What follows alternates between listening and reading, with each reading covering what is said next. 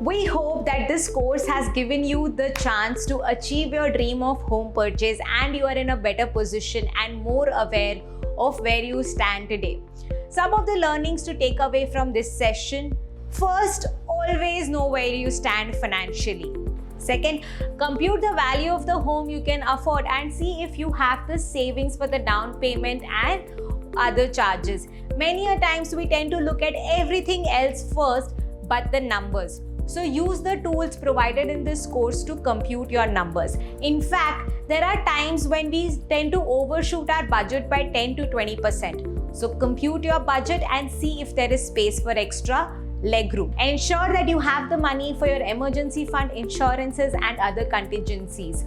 Do not use that money for your home purchase. We hope that now you won't be making the decision to buy your home by just looking at tax savings.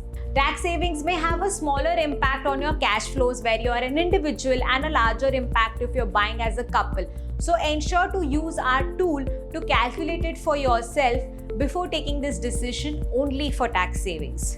Ensure that you scout the market for the best home loan deals, because as we explained, even 0.5% difference in your home loan interest rates can help you save lakhs of rupees. Along with the tax savings, also look at the convenience of working with your home loan provider, such as their online services, customer services and etc. because you are going to be working with them for the next 15 to 20 years and you want to be sure that their services are going to be proper. As explained in the case studies, the numbers and the situations in real life could be varied from person to person. So ensure that you check at all the factors, financial and non-financial, before you take that decision. You can always consult us if you have any query or you want our personal financial advisory services. And lastly, if your numbers do not match up, it's always okay to wait today, save more money and buy later rather than buying today and worrying always.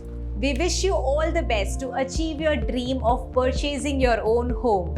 We know this is not an easy task, but it is not an impossible task if planned well.